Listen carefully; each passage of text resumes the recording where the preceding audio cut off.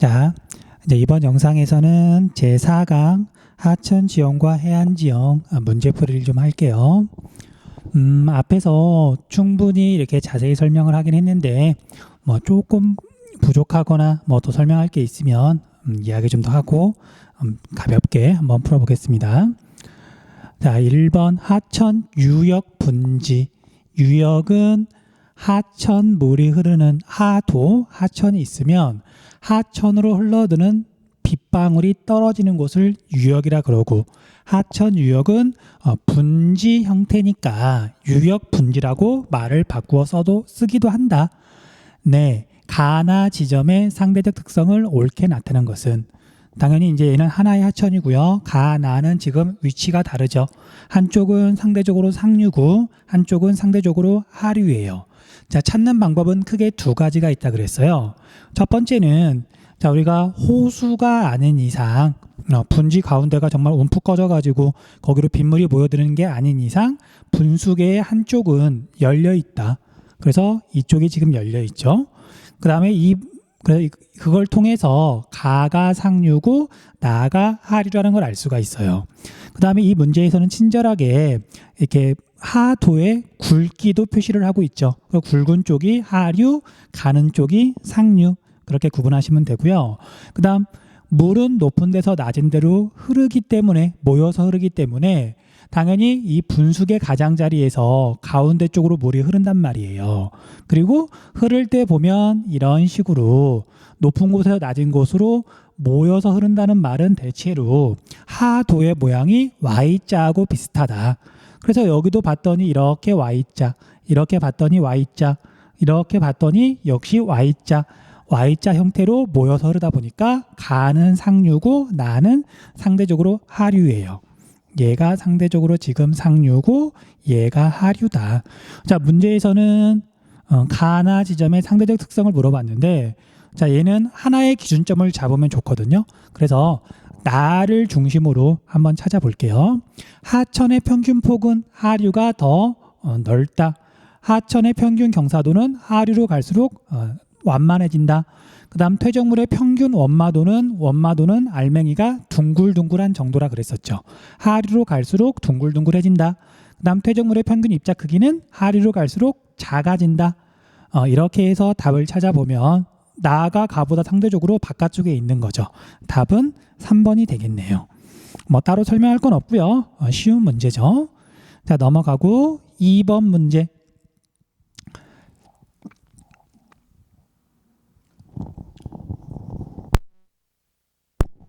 다음 글의 기역 디귿에 대한 설명으로 옳은 것은 과거에는 하천의 감조 구간에서 바닷물의 수위가 하루에 2번씩 오르락 내리락 하는데, 당연히 바다로 흘러가는 하천은 바닷물 수위에 영향을 받는다.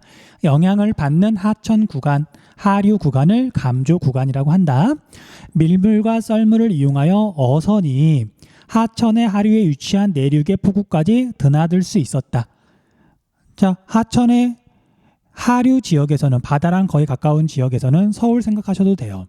황해 바다가 수위가 높아지면 바닷물이 강으로 오히려 거슬러 올라오면서, 그래서 바다에서 서울로 이렇게 들어올 때는 밀물대에 맞춰가지고 배를 띄우면 돼요. 그럼 얘가 저절로 서울까지 와요. 그리고 반대로 서울에서 황해 바다로 빠져나갈 때는 썰물대에 맞춰가지고 배를 띄우면 쉽게 빠져나갈 수 있는 거죠. 그걸 이용해 가지고 예전에 이렇게 조선시대, 고려시대에도 지방에서 한양으로 이렇게 쌀 같은 걸 운반하고 그랬었거든요.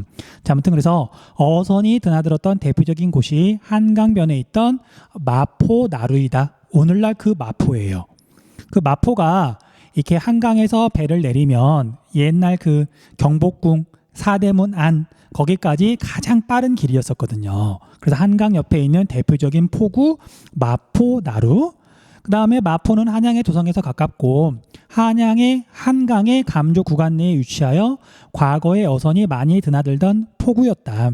하지만 감조하천의 감조 구간은 하구뚝 건설이 본격화되면서 많이 줄어들었다. 자, 우리나라에 하구뚝이 건설되어 있는 새 하천, 금강, 그 다음에 영산강, 그 다음에 낙동강, 3개밖에 없다 그랬었죠. 기억 좀 해주세요. 자, 1번 기역은 압록강보다 두만강에서 길게 나타난다. 압록강은 황해로 흘러들고요. 황해는 조차가 대체로 크고 감조 구간도 길게 나타나겠죠. 그 다음 두만강은 동해로 흘러들고 동해는 조차가 거의 없다. 그래서 감조 구간도 그냥 없다고 보시면 돼요. 동해는 평균 20cm에서 30cm밖에 조차가 나지 않으니까. 자, 그래서 얘는 설명이 잘못됐네요. 그 다음 기역에서는 감조 구간에서는 밀물대가 썰물대보다 홍수 발생 가능성이 크다. 얘는 맞는 설명이네요. 자, 단면도를 그려보면 자, 이렇게 이쪽이 오른쪽이 육지, 왼쪽이 이제 바다, 하천이 이렇게 흘러가는데요.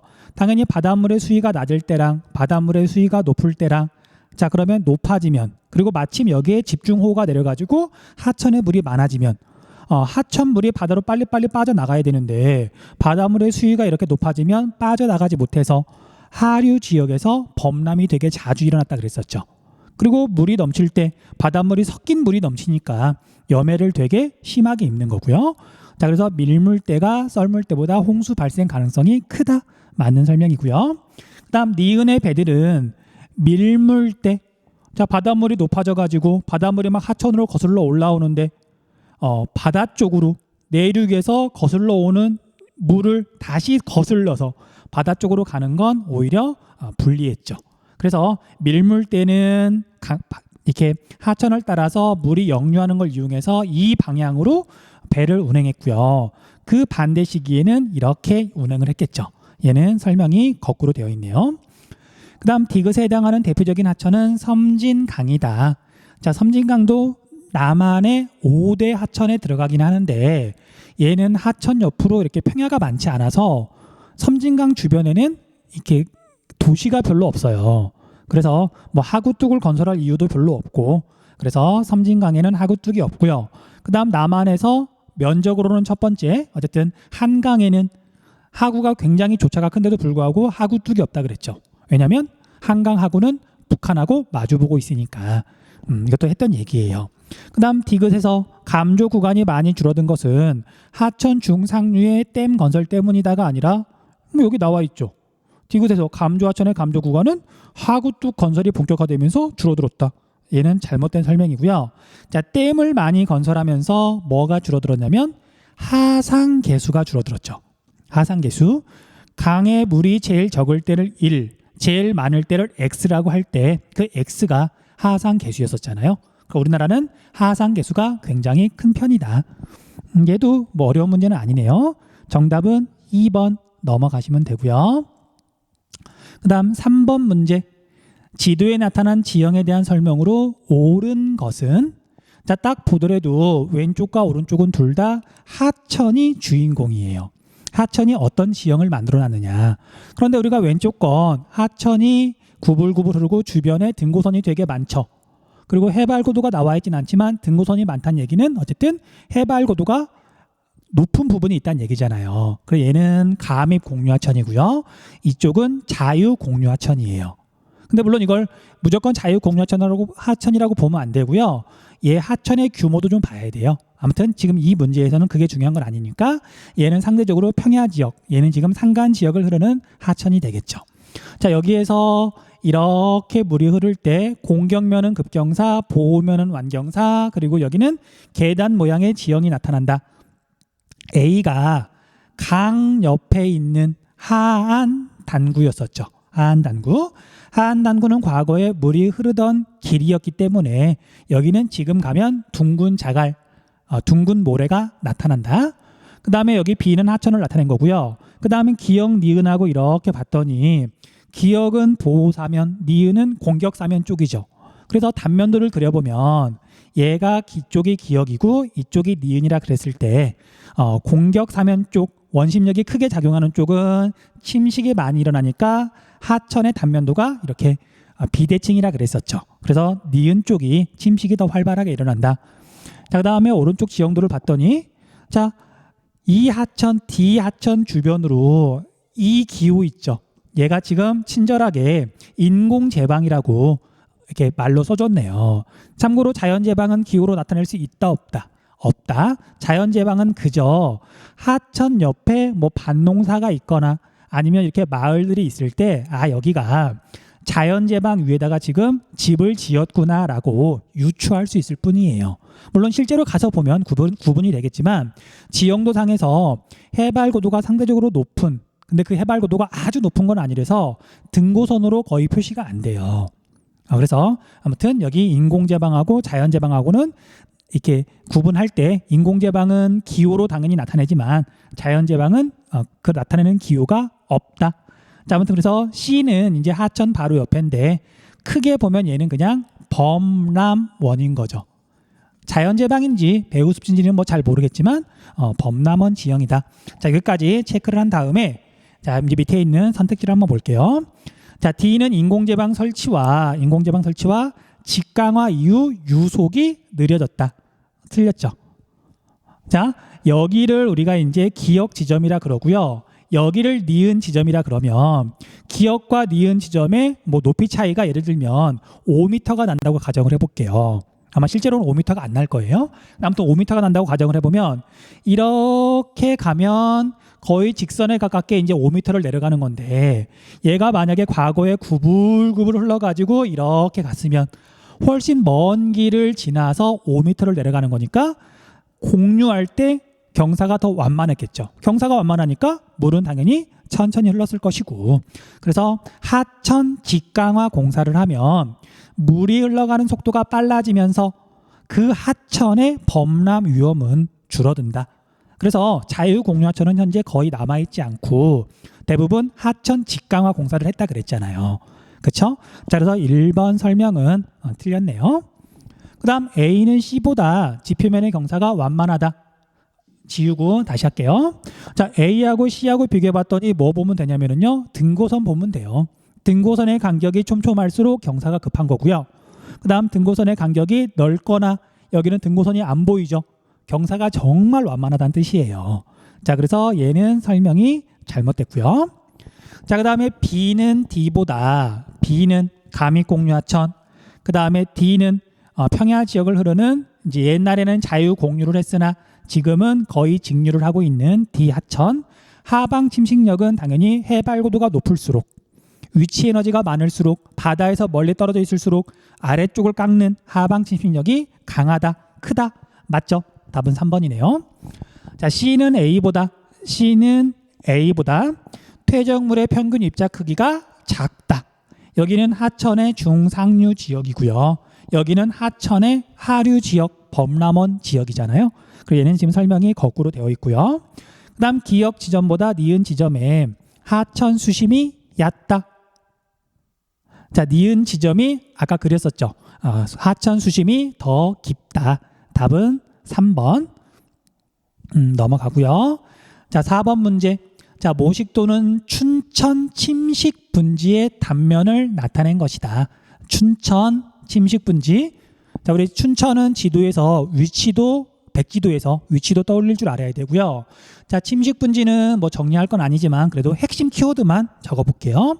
자, 얘는 변성암, 편마암과 화강암의 차별 침식으로 만들어졌는데 그 차별 침식은 하천이 한 거다. 그 다음에 변성암은 이제 시원생대, 화강암은 중생대, 주로 대보조산운동 먼저 만들어졌고요. 나중에 만들어졌고요.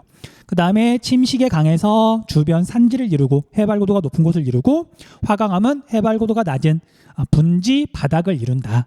그리고 대표적인 침식 분지는 춘천 말고 양구나 대구나 또는 경상남도 거창이나 그 외에도 여러 곳에 이제 침식 분지가 있더라. 그 정도만 하면 이 문제에 대해서도 완벽하게 아는 거예요. 자, 전 단면도를 봤더니 주변은 산지인데 산지를 이루는 암석, 기역은 변성암. 자, 또는 편마암이라고 해도 좋아요. 그 다음 니은은 분지 바닥이니까 얘는 화강암, 화성암이죠. 주로 중생대에 만들어진 거. 자, 그래서 이 문제에서는 변성암과 비교해가지고 화강암의 특징을 물어봤으니까 우리나라의 분포 면적은 제일 많은 건 변성암. 무려 얘는 42.6%인가 그랬어요. 굉장히 넓고요. 그다음 화강암도 두 번째로 넓긴 하지만 변성암에 비해서는 분포 면적이 좁아요. 얘는 약 30% 정도. 두 개 합치면 거의 70% 정도가 돼요. 그러니까 우리나라에 이렇게 침식 분지가 많을 수밖에 없는 거죠. 그리고 우리나라에 돌산, 흑산도 많을 수밖에 없는 거죠. 이 두 암석이 대부분이니까. 자, 아무튼 그래서 우리나라의 분포 면적에서는 좁다. 그 다음에 이 보기가 뭐지? 형성 시기는 늦다. 그 다음에 산지를 이룰 때 기반암의 노출 비율은 돌산을 주로 이루니까 얘는 높다. 그래서 답을 찾아보면 여기 2가 되겠네요. 답은 5번. 그렇죠? 자, 다음 문제로 넘어가서 5번 문제 볼게요. 자, 5번을 봤더니 A하고 B하고 비교를 하는 거네요. 자, A는 보니까 여기에 뭐 눈에 띄는 하천은 없죠.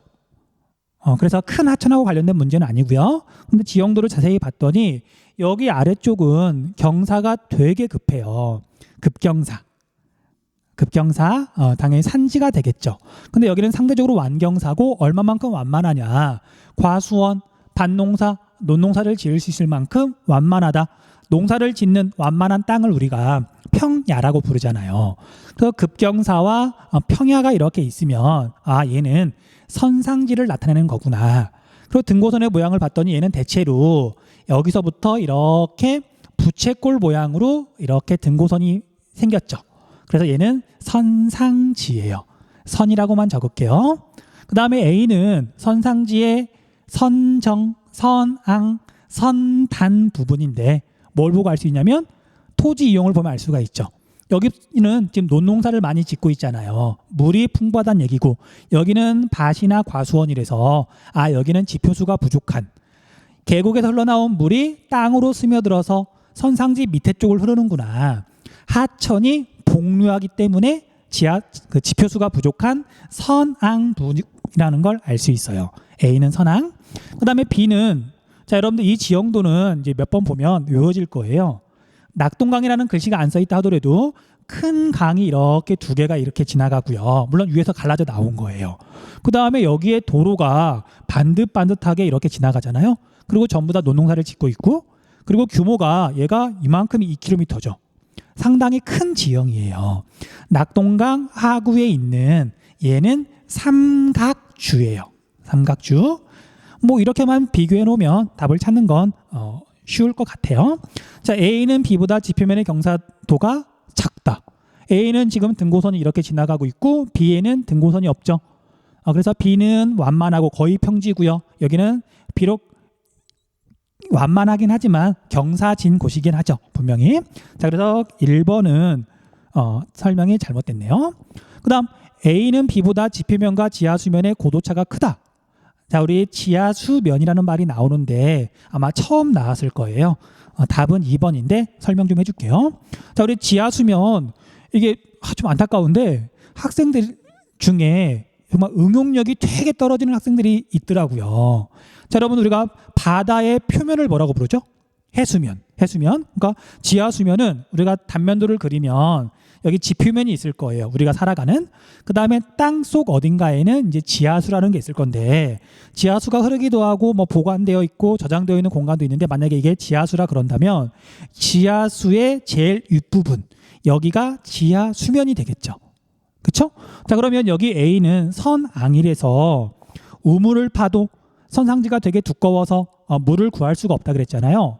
그러니까 얘는 복류하는 하천 지하수하고 높이 차이가 되게 많이 나는 데에 비해서 여기 A 같은 경우에는 지금 여기 밑에는 바다거든요. 그러니까 지금 얘는 해발고도가 되게 낮잖아요. 그러다 보니까 지하수도 상대적으로 얘보다는 훨씬 지표면하고 가까운 데에 있어요. 그럴 수밖에 없는 거잖아요. 해발고도 자체가 워낙 낮으니까. 자, 그래서 답은 2번. 그 다음 B는 A보다 퇴적물의 평균 원마도가 낮다가 아니라 높다. 얘는 지금 하구 지역이잖아요. 거의 바다잖아요. 그러니까 얘가 둥글둥글할 수밖에 없는 거고. 그 다음에 B는 A보다 빗물의 배수는 물 빠짐. 물이 얼마나 잘 빠지느냐, 스며드느냐. 자, B는 논농사를 짓는 거에서 알 수 있다시피 입자가 되게 작아서 배수가 불량하고요. 물이 잘 안 빠지고요. 그 다음에 A는 밭농사, 그 다음에 여기 주로 과수원이죠. 그래서 지표수가 부족하니까 지금 밭농사를 주로 짓는다. 과수원 농사를 짓고 있다. 그러니까 B는 A보다 배수가 불량하다. 잘 이루어지지 않는다. 틀린 설명이고요. A와 B 모두 하천의 침식 작용이 아니라 퇴적 작용으로 형성이 됐죠. 넘어갈게요.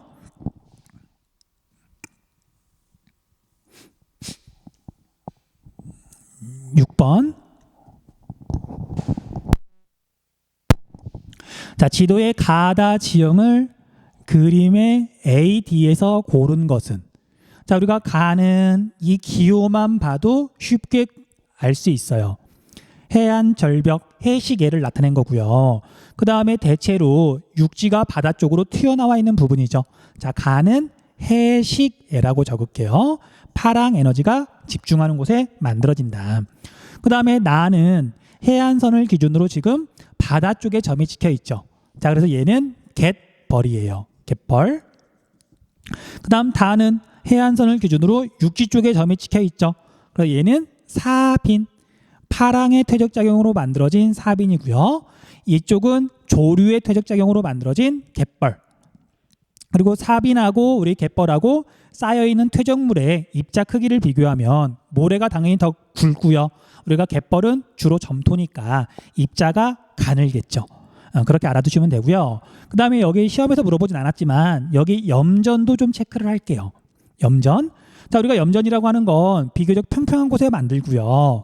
그 다음에 바닷물을 끓여 들여다가 이제 물을 증발시켜 가지고 소금을 만드는 거죠. 그러면 여기는 당연히 완전히 육지에다 만드는 게 아니라요. 물을 끌어오르는 게 힘들잖아요. 조선시대에도 염전이 있었는데 그때 뭐 물을 끌어오르려면 힘들었잖아요. 그래서 이 염전은 갯벌에다가 만드는 게 보통이에요. 갯벌. 갯벌은 밀물 때 물에 잠기는 부분이니까. 그리고 이제 평소에는 이제 물이 들어올 수 없도록 방조제를 만든 다음에 그 안쪽에다가 염전을 만드는 거죠. 참고로 방조제 기호는 여기 부분을 이렇게 확대를 해보면은요. 방조제는 바다에 쌓은 인공제방이에요. 그 인공제방 기호 똑같아요. 우리가 하천 옆에 인공제방 기호 있었잖아요. 똑같아요. 얘가 바닷가에 있으면 방조제라고 불러요. 넘어갈게요. 자, 이제 밑에서 찾아보면 퇴적작용이 활발한 곳에 위치하는가요? 아니요. 아니요가 가가 되겠죠. 여기는 침식작용이 활발하니까. 그 다음 퇴적물 중 모래질이 점토질보다 많은가요? 자, 점토질이 많으면 갯벌. 그러니까 여기가 나가 되겠네요. 자, 여기 이제 주로 모래인데 파랑과 연안유의 퇴적작용으로 형성되었습니까? 사비는 파랑과 연안유의 퇴적작용. 맞죠? 그럼 여기가 다가 되겠네요. 답을 찾아보면 2번이 되겠네요. 여기 C는 여기하고는 전혀 상관없고요. 넘어갈게요. 그 다음 7번 문제.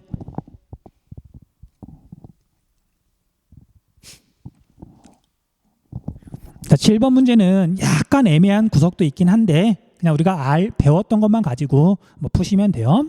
자, 지도에 나타난 지형에 대한 옳은 설명만을 보기에서 고른 것은, 자, 여기를 봤더니 사빈 있고요. 그 다음 해안사구 있고요. 그래서 우리가 해안선에서 파랑의 영향으로 직접 만들어진 여기는 사빈.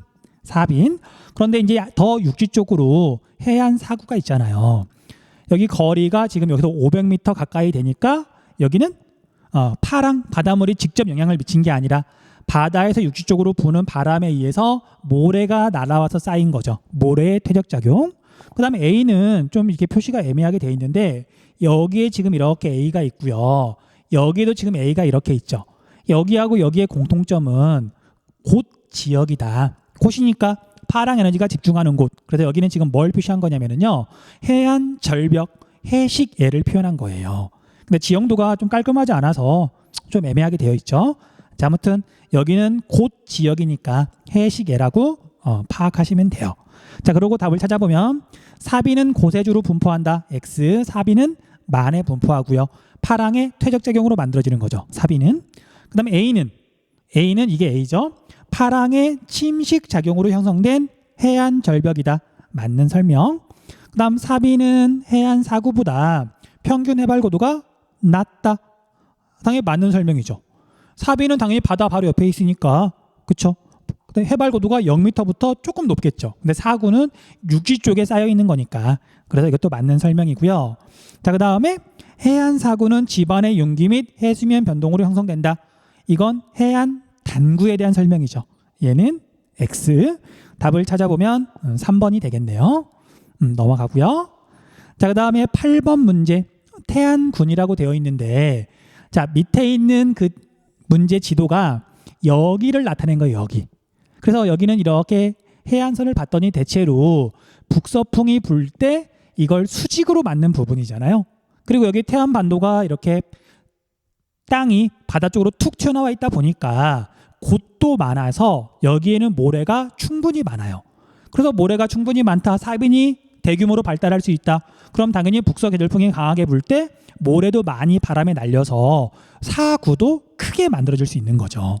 자, 신두리 사구 문제예요. 자, 이렇게 보면은요. 자, 앞에서 설명을 했지만 다시 한번 간단하게 할게요. 자, 여기 A 부분은 여기 간조대 해안선에서부터 만조대 해안선까지죠. 그래서 여기 A 부분을 우리가 갯벌이라고 불러요. 만조대는 바닷물에 잠기고 간조대는 육지로 드러나는 곳, 갯벌. 그 다음에 B는 만조대 해안선을 기준으로 거기 바로 옆에죠. 자, 그래서 B 부분은 사빈이고요.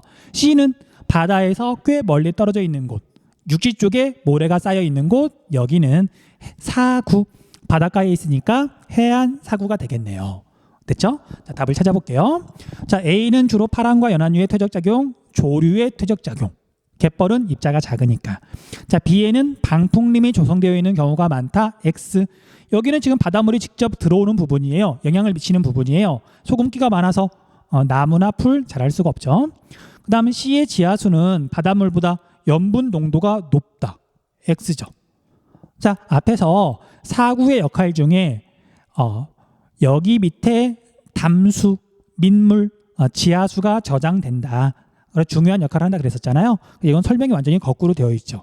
그 다음 A는 B보다 동해안 일대에서 잘 발달한다. X. 우리 동해안에는 갯벌이 없죠. 그리고 실제로 옛날에 그런 문제가 나온 적이 있어요. 행정구역별로 몇 %나 차지하고 있느냐 봤더니 강원도가 0%인 지형. 얘는 갯벌인 거예요. 우리가 실제로 동해안에 가가지고 갯벌 본 적 없을걸요? 없으니까 못 보는 거죠. 자, 그래서 그 이유는 동해안은 조차가 무척 작아서 갯벌이 만들어지기 힘들고 하천도 점토를 공급은 거의 안 하니까. 그렇죠? 답은 5번이 되겠네요.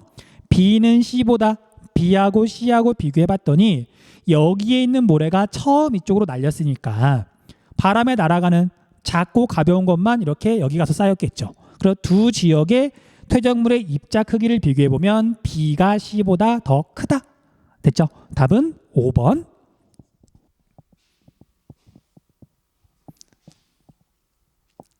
자, 페이지 넘겨서 39페이지 볼게요. 자, 그래프는 가나시기 한강대교에서 서울에서 측정했단 말이네요. 한강의 유량 변화를 나타낸 것이다. 이에 대한 옳은 설명만을 보기에서 고른 것은 가나는 1월과 7월 중 하나임. 자, 하천의 유량을 봤더니 가가 나보다 훨씬 많죠. 여기 단위는 지금 똑같고요. 자, 그래서 가가 7월이 될 것이고 나는 1월이겠네요. 그리고 7월이라 하더라도 7월 1일, 2일, 3일까지 해가지고 한강의 물이 엄청 많았어요. 이보다 조금 직전에 우리나라에 집중호우가 내렸기 때문에 그래요. 그렇잖아요? 비가 내리면 당연히 빗물이 하천으로 모여들면서 수위가 크게 올라가잖아요. 자, 이걸 시험에서 물어보진 않는데 옛날에 이렇게도 설명을 했었어요. 하천의 규모하고 하상 개수랑 관련이 있는데 우리나라는 하천 하상 개수가 굉장히 큰 편이죠. 그 이유가 하천의 규모가 작아서 그래요. 자, 왜 그러냐면 하천의 규모가 작으니까 우리가 한강이라 하더라도 잘못 그렸네요. 한강이라 하더라도 자, 이제 한강 유역에 비가 내리면 당연히 규모가 작으니까 하천 유역 거의 대부분의 비가 내리죠. 그러니까 빗물이 한꺼번에 이제 강으로 몰려드는 거예요. 그런데 이제 중국에 있는 양쯔강처럼 굉장히 길이가 길면 우리가 지류는 안 그릴게요. 그래서 양쯔강 전체에 비가 내리는 경우는 없어요. 길이가 한 6,000km쯤 되다 보니까. 그래서 만약에 이 부분에 비가 내리면 그러면 전체 하천에서 이 부분만 하천 수위에 영향을 미치는 거죠. 그래서 큰 강일수록 유량 변동은 좀 적다. 하산 개수가 작다. 이것도 좀 알아두세요. 자, 아무튼 뭐 어려운 내용은 없으니까 정답 찾아볼게요. 가는 1월이고 나는 7월이다. 설명 잘못되어 있고요. 그 다음 가는 나보다 한강대교 일대의 평균 유속이 빠르다. 얘는 옳은 설명이죠. 물이 많을수록 당연히 물이 더 빨리 흘러가는 거죠. 위에서 더 밀고 내려오기도 하고. 그 다음에 여러분들 이건 조금 전문 내용이긴 한데 이거랑 관련돼서 정확하게 설명을 좀 해줄게요. 자, 하천의 단면도를 간단하게 그렸어요. 그리고 이제 여기에 이렇게 물이 적게 있을 때 얘를 지금 나라 그러고요. 그 다음 물이 많이 있을 때를 가라고 할게요. 됐죠? 같은 하천인데 물이 적을 때랑 많을 때랑. 그러면 물이 흘러가는 속도는 언제가 더 빠르냐면 가가 더 빨라요. 물론 이제 쉽게 물이 많으니까 더 빨리 흐른다라고 말할 수도 있지만 정확히는 자, 물이 흘러가려고 하는 그 경사에 따른 그 힘이 있어요. 근데 물이 흘러가는 걸 막는 힘도 있거든요. 그게 마찰력이에요. 마찰력. 그래서 마찰력은 물하고 땅하고 닿는 부분에서 생기겠죠. 그래서 여기 나 같은 경우에는 물의 양에 비해서 마찰이 상대적으로 강한 거고요. 그 다음에 가 같은 경우에는 물의 양에 비해서 마찰이 상대적으로 적은 거예요. 그래서 물이 많을수록 같은 하천일 경우 물이 더 빨리 흐른다. 됐죠? 자, 그 다음에 디귿 나는 가보다 농업용수의 이용량이 많다. 1월 달에 농사 짓는 거 거의 없으니까 X. 자, 그 다음에 가나의 유량 차이는 하천 수은 발달에 불리하게 작용한다. 옳은 설명이죠. 답은 4번이 되겠네요. 넘어갈게요. 그 다음 2번 문제. 가다 탐구 활동이 이루어진 지역을 지도의 AC에서 고른 것은? 자, 지도를 봤더니 한강의 분수계 및 하계망이죠. 지금 이게 한강을 나타낸 거예요. 자, 그래서 여기는 지금 한강의 하구 지역이 될 거예요. 분수계가 지금 열려 있잖아요. 그리고 당연한 얘기지만 이렇게 이쪽 분수계는 아마도가 아니고 실제로 태백산맥이 분수계가 돼요. 대분수계. 그리고 이제 아마 동해안은 여기쯤에 있겠죠. 우리가 지리를 제대로 공부했으면 이제 이 정도도 파악할 줄 알아야 돼요. 자, 아무튼 우리가 한강을 봤더니 한강은 북쪽에서 시작된 북한강과 남쪽에서 올라오는 남한강 그 두 하천이 만나는 곳이 있어요.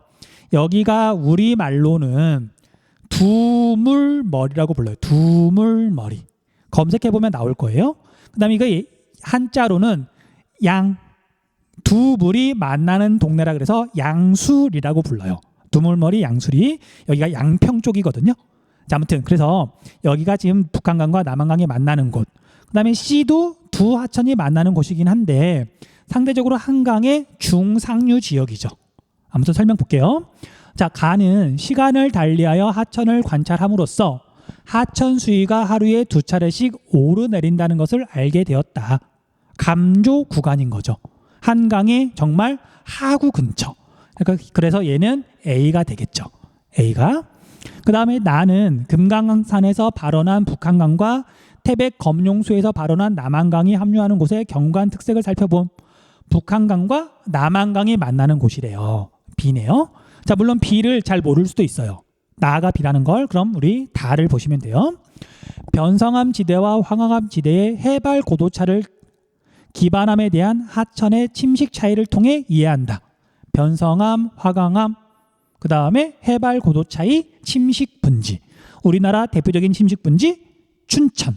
자, 춘천은 북한강과 소양강이 만나는 지점인데 서울에서 꽤 멀리 떨어져 있거든요. 여기가 쉽게 말하면 서해구, 여기가 동해인데 강원도 쪽이잖아요. 그래서 여기가 지금 춘천이에요. 그래서 여기가 C가 되겠네요.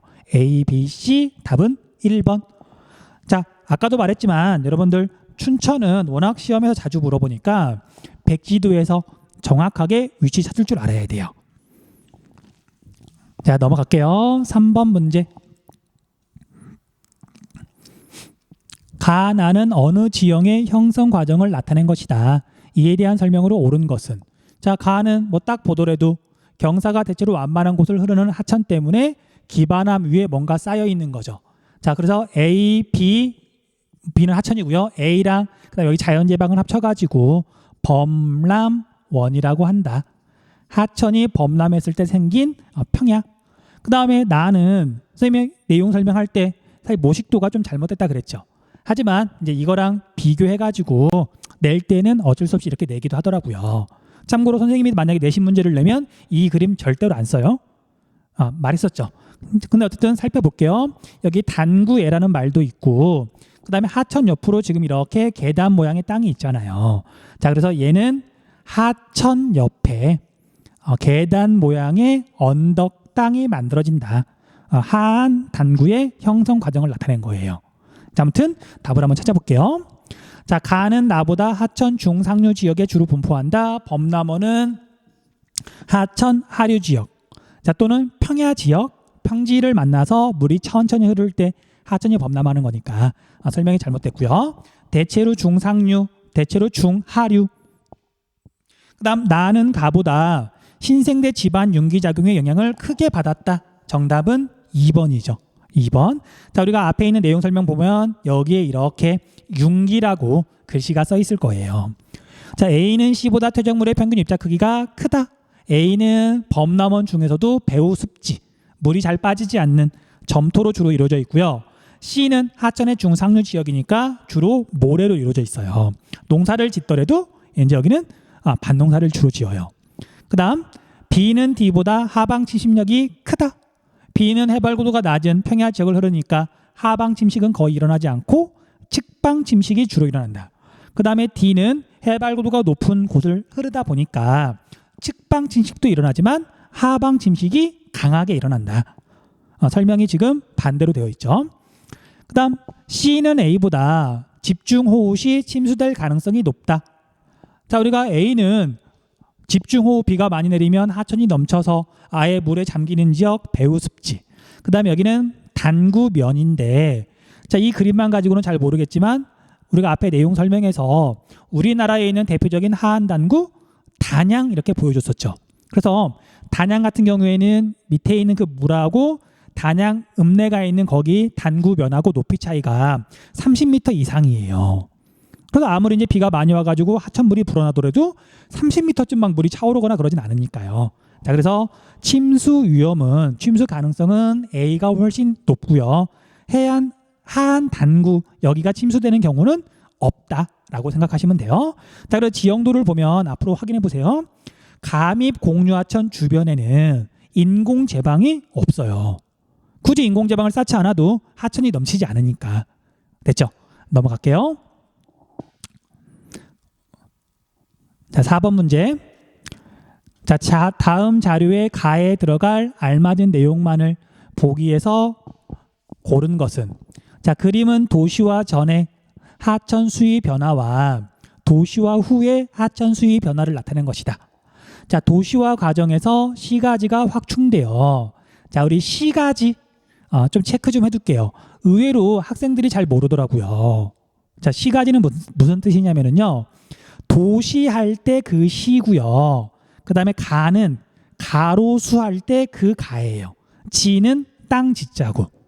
됐죠? 그래서 우리가 도시를 보면 우리 서울을 한번 봐볼게요. 서울의 행정구역이 이렇게 있으면 모든 곳에 이렇게 건물과 도로가 빽빽한 건 아니죠.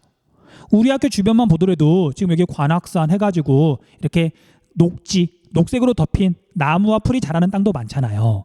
그렇죠? 그래서 서울 안에서 건물과 도로가 빽빽한 곳, 이런 곳을 시가지라고 불러요. 시가지. 그럼 이게 산으로 되어 있고 주로 나무나 풀이 자라는 하늘에서 보면 녹색을 띠는 이런 땅은 보통 녹지라 그러거든요. 됐죠? 그래서 우리가 시가지라는 말 정확하게 좀 알아두셔야 돼요. 뒤에서 도시 단원에서 자주 나오는데 학생들이 잘 모르더라고요. 의외로. 자, 아무튼 그래서 과정에서 시가지가 확충되면서 건물과 도로가 점점 많아지면서 콘크리트와 아스팔트로 덮인 땅의 비율이 높아지고 많은 하천이 뚜껑이 덮이면서 복개되어 교통로로 이용되면서 이런 하천을 복개도로라고 불러요. 하천의 수위 변화가 B에서 A로 바뀌고 있다. 이런 문제점을 완화하기 위해서는 이런 시도를 많이 해야 한다. 자, 우리가 B에서 A로 바뀌는데 자, 비가 이렇게 내렸을 때 시간이 흘러가는데 하천의 유량, 그 다음에 하천 수위라고 되어 있는데 하천 수위가 원래 자연 상태일 때는 천천히 올라가서 그렇게 높게 올라가지 않았는데 도시화가 진행됐더니 하천의 수위가 되게 빨리 올라가고 급격하게 올라가고 최고 수위도 더 높아져 버렸죠. 이때 나오는 단어가 첨두유량이었죠. 혹시 모르니까 좀 적어주세요. 그럼 첨두유량이 더 빨리 높아지고 더 높게 올라간다. 그래서 하천의 홍수 위험, 범람 위험이 더 커진다. 이걸 줄이려면은요, 하천 주변에 떨어진 빗방울이 하천으로 흘러드는 속도를 늦춰야 돼요. 그렇죠? 땅으로 스며들게 한다든지 아니면 빗물을 일시적으로 이렇게 저장해두는 공간을 마련한다든지 그래야 하천 수위가 천천히 변하겠죠. 그럼 답을 찾아보면 빗물 저장 시설의 확대, 맞는 설명이죠. 그 다음 투수성 포장의 증가. 투수는 물이 투과된다, 통과한다는 뜻이에요. 그래서 우리가 시멘트나 아스팔트로 다 덮어버리면 물이 투과될 수가 없는 데에 비해서 요즘 보면 주차장 같은 거 있죠. 이렇게 벽돌 같은 걸로 만들기도 하고 그 다음에 빗물이 스며들 수 있도록 이렇게 틈을 만들어 놓기도 하거든요. 물 스며들으라고. 일부러 그러는 거예요. 그래서 하천 주변에 떨어진 빗방울이 하천으로 모여드는 그 속도를 늦출 수 있다. 그 다음에 구릉지는 언덕이란 뜻이고요. 대규모 주택단지를 개발하면 안 되겠죠. 그 다음에 도시 내 지류 하천의 직강화. 이것도 앞에서 설명했었죠. 이러면 하천의 홍수 위험이 더 커진다. 자, 그래서 답은 1번이 되겠네요. 자, 빠르게 다시 한 번만 설명해 줄게요. 혹시 헷갈리는 친구들이 있을까 봐. 자, 지금 여기서 말하는 하천은 도시 내에서 그래도 규모가 조금 큰 하천. 그래서 그 하천이 이제 본류가 되는 거고요. 그 다음에 이 하천으로 흘러드는 원래 구불구불 흐르는 하천이 있었는데 얘가 지금 여기서 말하는 지류예요, 지류. 얘가 지류. 자, 그래서 얘가 구불구불 흐를 때는 여기에 떨어진 빗방울들이 이 하천으로 흘러드는데 시간이 조금 오래 걸렸어요. 구불구불 천천히 모였을 테니까.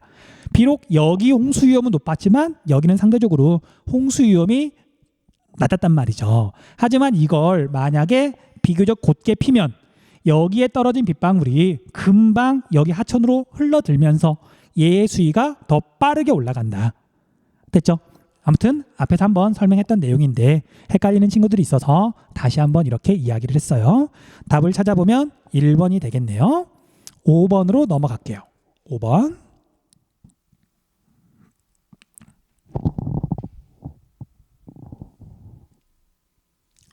자, 우리 5번 문제는 약간 이게 뭐 애매하다기보다는 아무튼 좀 복잡하게 되어 있는데 자, 우리가 공부를 열심히 했기 때문에 이 지형들 아마 구분할 수 있을 거예요.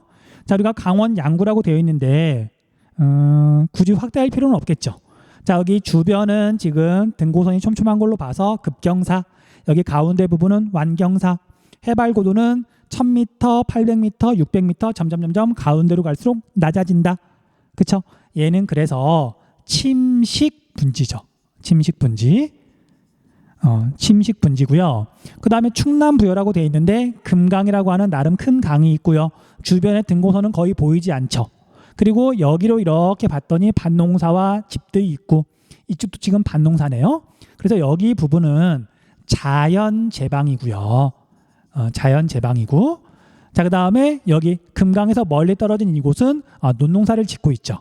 자, 얘는 지금은 논이지만 과거에는 배후 습지였던 곳이다. 우리가 배운 것 가지고 이렇게 체크를 하시면 돼요. 그 다음에 우리 단양은 이렇게 하천이 구불구불 흐르니까 공류하천. 근데 양옆이 높은 산지니까 산지 사이를 구불구불 흐르는 감입 공류가 될 거고요. 여기는 감입 공류하천에서 보면 쪽에 있는 하안 단구가 되겠죠. 하안 단구. 자, 얘는 그냥 감입 공류 감곡이라고만 적을게요. 그 다음에 강원도 평창. 자, 여기는 조금밖에 없긴 하지만 여기 급경사. 그 다음에 여기를 기준으로 이쪽은 완경사.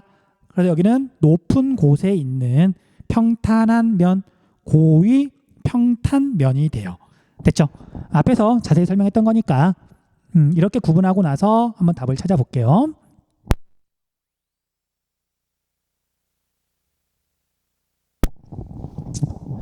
자, 해발 고도가 높은 지역에 경사가 완만한 지형이 나타납니까?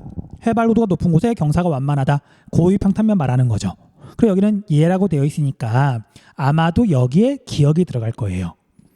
오늘 어려운 문제는 아니라서 그냥 이렇게 끼워 넣으면 아마 맞을 거예요. 자, 그 다음에 니은, 화강암 지대가 차별적인 풍화와 침식 작용을 받아 형성되었습니까? 화강암과 변성암의 차별 침식. 자, 그러면 침식 분지를 말하는 거죠. 자, 그래서 얘는 여기에 아마 기억이 된다. 니은이 들어가겠네요. 지우고 니은이 들어가서 얘 침식 분지잖아요. 그 다음 지형 발달의 경동석 요공 운동에 따른 집안의 윤기가 영향을 주었습니까? 자, 그래서 자, 우리가 감입 공류하천은 하안 단구는 윤기 때문에 만들어지는 지형. 여기 고위 평탄면도 윤기 때문에 만들어지는 지형. 근데 우리가 범람원, 뭐 자연재방, 배우습지는 윤기하고는 상관이 없죠. 그래서 여기에서 들어가야 되는 게 디귿이 되겠네요. 얘 감입 공류하천, 그 다음에 고위 평탄면, 얘는 윤기하고는 상관이 없고요. 또 답을 찾아보면 몇 번이냐면 4번이 되겠네요. 4번. 좀 복잡하긴 하지만 뭐 어려운 문제는 아니죠. 그 다음 6번 문제.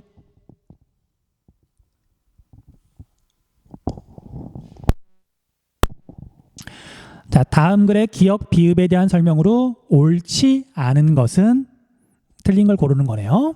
자, 바다가 육지로 들어간 만에서는 무엇의 퇴적 작용이 활발하여 모래 해안이 발달하고 얘는 그럼 파랑이 되겠네요. 파랑. 그다음에 일부는 연안류. 파랑과 연안류의 퇴적 작용으로 모래 해안이 만들어진다. 사빈, 사주, 육계도 여기서 사빈과 사주는 모래로 이루어져 있는 거죠. 그다음 사주의 발달로 석호가 형성되기도 한다. 자, 석호는 최종 빙기 때는 계곡이었던 곳이나 후빙기 때 해수면이 상승하면서 얘가 만으로 바뀌고요. 그 다음에 만의 입구에 사주가 만들어지면 만이 바다랑 분리되는데 그렇게 만들어진 호수를 석호라고 한다. 설명 자세히 했던 부분이죠. 한편 사빈의 모래가 바람에 날려 퇴적되면 해안 사구가 형성되기도 하는데 얘는 바람이 만든 거라는 거 체크 좀 하시고요. 해안 사구는 서해안 지역에서 잘 발달한다. 자, 여러분들 동해안에도 사구 있어요. 하지만 규모가 대체로 작고요. 황해안 지역은 사빈만 일단 만들어지면 겨울철에 북서계 절풍이 강하게 불면서 사구가 대규모로 잘 발달한다. 여기서 잘이라는 말은 흔하다는 뜻이 아니라 규모가 크다는 뜻이에요.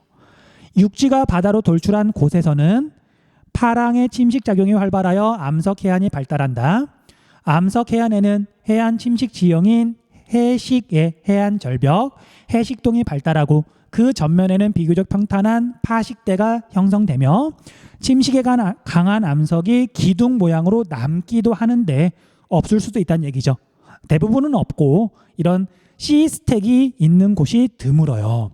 시스택이 아주 멋지게 있으면 보통 관광지로 이용이 돼요. 한편 비읍으로 파식대나 해안 퇴적 지형이 해수면보다 위로 올라가면 해안 단구가 된다. 그래서 얘는 융기가 되겠네요. 융기로 파식대나 해안 퇴적 지형이 해수면보다 위로 올라가면 해안 단구가 되는데 이는 동해안 곳곳에서 볼 수 있다. 됐죠?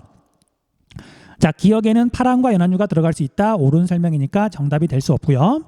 자, 니은은 주로 동해안에서 볼 수 있는데 경포호, 영랑호 등이 대표적이다. 옳은 설명이에요.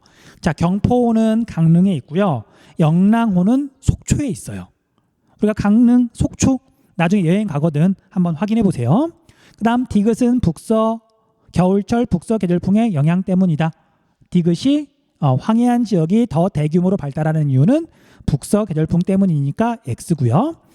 리을이 해시계가 파랑의 침식작용으로 위치가 변화하면 육지가 더 깎이면 깎일수록 해시계가 바다에서 먼 쪽으로 후퇴하면 파식대는 넓어지는 거죠.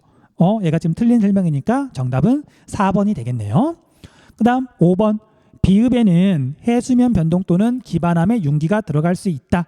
옳은 설명이니까 정답이 될 수 없고요. 자, 땅이 융기하는 거랑 해수면이 하강하는 거랑 결국은 효과는 같은 거죠. 넘어갈게요. 자, 이제 두 문제 남았네요. 자, 7번 문제. 다음 자료에 나타난 항구 시설의 설치 원인과 관련된 주변 해안 및 해역의 공통적인 특징으로 옳은 것은 앞에 내용 설명에서 자세히 이야기했었죠. 자, 인천항에는 간문이 설치되어 있어가지고 해수면 변동하고 상관없이 큰 배가 드나들 수 있다. 그리고 수위를 일정하게 유지를 한다. 설명했었고요. 그 다음에 여기 군산뿐만 아니라 황해 안에 있는 뭐 조그만한 도시들 또는 큰 어항들에는 뜬다리 부두가 다 있다. 자, 이거의 공통점은 조수 간만의 차가 크기 때문이죠. 설명 자세히 했으니까 넘어가도 되겠네요. 나머지 것들은 그냥 어이없는 오답이에요. 자, 그 다음 8번 문제. 마지막 문제네요. 자, 다음 자료는 학생들이 해안 지형에 대해 조사한 내용을 정리한 것이다. 가다에 해당하는 지형을 지도에 A, D에서 고른 것은. 자, 갑은 암석해안, 그 다음에 을하고 병은 모래해안. 자, 그래서 갑은 곳에 발달해 있는 거고요. 얘네들은 아마도 만에 발달해 있겠죠. 그 다음 바닷물의 영향을 받아 형성된 둥근 자갈을 찾아본다. 지금은 바다가 아니지만 과거에는 바닷물의 영향을 받았대요. 여기는 우리가 배운 거 해안단구가 되겠죠. 해안단구. 자, 그 다음에 을은 파랑의 세기와 연안유의 흐름을 조사한다. 얘는 사빈 아니면 사주 같은 게 될 수 있겠네요. 그 다음에 여기는 겨울 계절풍이 지형 변화에 미치는 영향을 알아본다. 바람이죠. 얘는 사구가 되겠네요. 됐죠? 해안단구, 사빈 또는 사주, 얘는 사구가 될 거니까. 자, 밑에 있는 지형도를 볼게요. 지형도를 봤더니 바닷가를 봤더니 등고선의 간격이 조밀하다. 급경사. 그 다음에 A는 농사를 지을 만큼 밭농사를 짓고 있네요. 완경사. 자, 여기는 지금 잘려 있지만 여기는 아마 다시 여기처럼 상대적으로 급경사, 일반적인 산지가 나올 거예요.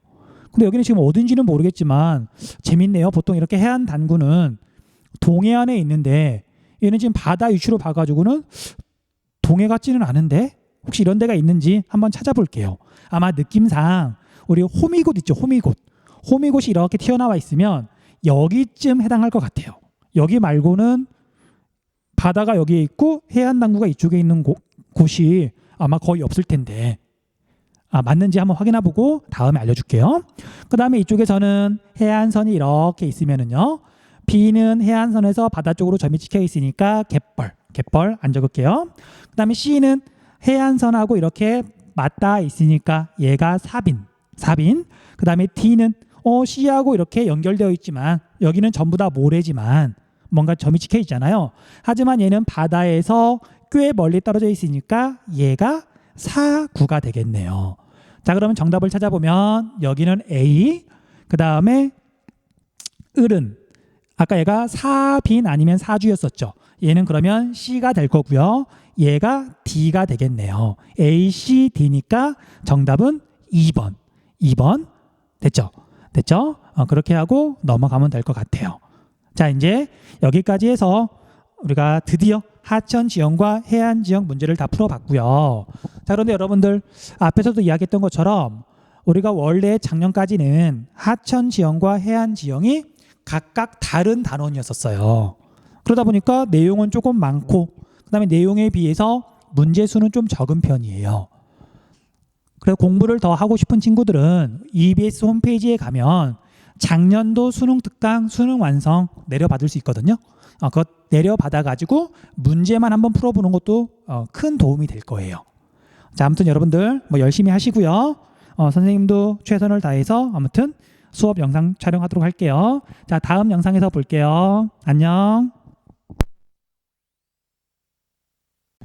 네, 안녕하세요. 자, 방금 선생님 기준으로 우리가 4강 문제 해설 영상을 촬영했고요.